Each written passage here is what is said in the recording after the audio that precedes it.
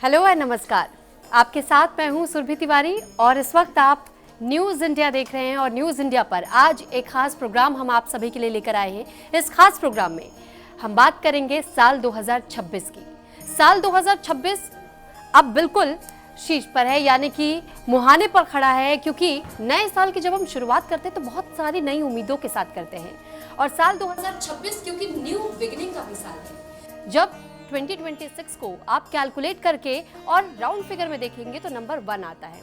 Number 1 सूर्य का number माना जाता है, बहुत पावरफुल नंबर माना जाता है। और दूसरी ओर जब हम साल 2025 की करते हैं तो साल 2025 का जिक्र करना भी बहुत जरूरी हो जाता है, क्योंकि साल 2025 ने हमें बहुत कुछ सिखाया। हमने बहुत कुछ खोया, प्राकृतिक आपदाएं देखी, कई देशों के बीच में वॉर जैसी, टेंशन जैसी सिचुएशंस देखे और कुछ चीजों से हम उभरे भी हैं। लेकिन इस बीच 2025 से सीख लेना इसलिए भी जरूरी है क्योंकि 2025 का टोटल सम 9 आता है, जो कि मंगल का साल था, यानी ड्रैगन ईयर। और इस साल हमने बहुत सारे चेंजेस देखे। लेकिन क्या साल 2026 में कुछ अच्छा होगा, बुरा होगा? इकोनॉमिक तौर पर वर्ल्ड वाइड क्या सिचुएशन रहेगी? भारत के लिए स्पेशली क्या सिचुएशन रहेगी? बॉलीवुड में क्या कुछ देखने को मिलेगा? एंटरटेनमेंट का फील्ड क्या चमकेगा या फिर यहाँ पर थोड़ा सा डिसबैलेंस नजर आएगा? बात पॉलिटिकल क्षेत्र की करें तो पॉलिटिकल में हम ये देखेंगे कि क्या जिनके सितारे गर्दिश में चल रहे थे अब वो उभर कर सामने आएंगे, उनके लिए भी नया बिगनिंग होगा या नहीं होगा? प्रधानमंत्री नरेंद्र मोदी, क्योंकि बहुत सी अटकलें लगाई जा रही हैं कि वो शायद से सत्ता से बाहर हो सकते हैं या फिर बैलेंस उनका बिगड़ सकता है, तो क्या वो सत्ता पर बने रहेंगे, नहीं बने रहेंगे? राहुल गांधी की किस्मत चमकेगी, प्रियंका गांधी के साथ क्या होगा? सब कुछ जानेंगे आज इस खास प्रोग्राम में। तो चलिए अब एक एक करके मैं आप लोगों से अपने मेहमानों का भी तारुफ करवा देती हूँ। इस वक्त हमारे साथ स्टूडियो में मौजूद हैं डॉक्टर पूजा भाटिया जी, आप टैरो कार्ड रीडर हैं मैम। और इसके साथ साथ आज हमारे साथ जितने भी गेस्ट यहाँ पर आपको दिखाई दे रहे हैं, इन सबको हर बार हर चीज के बारे में जानकारी। हर चीज जब मैं कहती हूँ तो इसका मतलब चाहे वो ज्योतिष विद्या हो, चाहे वो टैरो हो, चाहे वो न्यूमरो हो या वास्तु हो, और इन सारे जोन्स को हम टच करेंगे। और अब अगले मेहमान से भी मैं आपका तारुफ करवा देती हूँ। मान्या अदलका जी हैं हमारे साथ, न्यूमरोलॉजिस्ट हैं आप।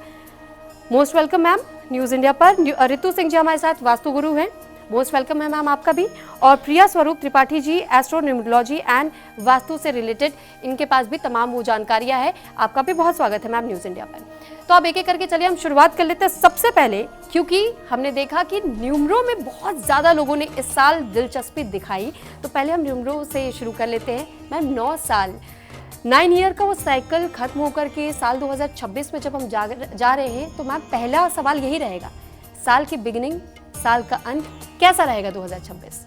देखिए, जब हम 2025 की बात करते हैं तो जो कि 9 नंबर बना था, 9 नंबर मंगल का नंबर माना जाता है, जो कि वाइल्ड फायर के रूप में हमने देखा, हीट के रूप में हमने देखा, और हमने देखा कितनी सारे क्लैशेस हुए, कितने सारे एक्सीडेंट्स हुए, ये सब चीज़ें देखी, लेकिन वो भी फायर का नंबर है। अब हम जब बात करते हैं 2026 की, जिसका टोटल आता है नंबर 10 पर, यानी कि नंबर 1 पर, क्योंकि नंबर 1 वो जो है वो एक राजा का नंबर है, सूर्य का नंबर है। और अगर आप देखें सूर्य, सौर मंडल SS है ना, तो सूर्य जो है, सौर मंडल पूरा का पूरा किसके चक्कर काट रहा है? वो काट रहा है सन के। तो हर चीज़ जो है रिवॉल्व कर रही है सन के, और सन जो है वो भी एक हीटेड प्लैनेट है, डेफिनेटली आग का गोला है। पर यहाँ पर फर्क किस चीज़ का है? 9 नंबर जो है मंगल का नंबर है, जो डिस्ट्रक्शंस का नंबर है, लेकिन नंबर 1 जो है वो एनर्जी प्रोवाइड करने का, लाइट प्रोवाइड करता है। तो ये एक क्रिएशन का नंबर है, एक नंबर है जो एनर्जी देता है, तो ये एक गिवर है, डिस्ट्रक्शन नहीं है। तो 2026 में आप देखेंगे कि काफ़ी कुछ चीज़ें चेंज होंगी, नई बिगनिंग्स आएंगी, अपॉर्चुनिटीज़ बढ़ेंगी। यहाँ तक कि आप देखेंगे कि जो चीज़ें पहले एंड पे आ गई, क्योंकि हमने एक 9 नंबर का साइकिल जो है वो कंप्लीट किया है ईयर 9 में, 2025 में। 2026 से यही एक साइकिल दोबारा से शुरू होने वाले है, 9 नंबर तक की साइकिल का। तो ये नंबर 1 जो है, अब अगेन बिजनेस में ग्रोथ आएगी, बिजनेस में नई अपॉर्चुनिटीज़ आएंगी। यहाँ तक कि अगर इंडिया की भी बात करें, क्योंकि इंडिया की जब हम इंडिया का INDIA का टोटल करते हैं तो वो नंबर 3 पे बनता है, और भारत का जब करते हैं तो नंबर 6 पे बनता है। पिछला साल भी डेफिनेटली इंडिया के लिए बहुत अच्छा गया था, लेकिन ये साल अभी भी और ज़्यादा अच्छा जाने वाला है, क्योंकि 3 और 6 दोनों ही काफ़ी अच्छे कंपैटिबल नंबर है नंबर 1 के साथ, और क्योंकि इनकी जो वैल्यू है वो काफ़ी अच्छी कंपैटिबिलिटी बिठाती है, तो कहीं ना कहीं इंडिया में भी ग्रोथ दिखेगी। ईस्टर्न कंट्रीज़ जो है इंडिया की काफ़ी ईस्टर्न सिटीज़ जो हैं वो जो है बहुत ही अच्छा करने वाली हैं। स्पेसिफिकली अगर हम बात करें टियर 2 के जो है सिटीज़ की, वो बहुत अच्छा करेंगी। जैसे कि अगर आप बात करें पौंडीचेरी की, या फिर जो है छोटी जो सिटीज़ हैं उसमें आप जो है डेवलपमेंट होती हुई दिखेगी। इसके अलावा अगर हम वेदर की बात करें, क्योंकि जो सूर्य है वो एक हीटेड प्लैनेट है, तो कहीं ना कहीं वेदर में थोड़ी सी गर्मी तो रहेगी। तो हीट फ्लैशेस आना, या फिर कहते हैं ना कि मौसम की गर्मी की वजह से एरोगेंस नज़र आएगा।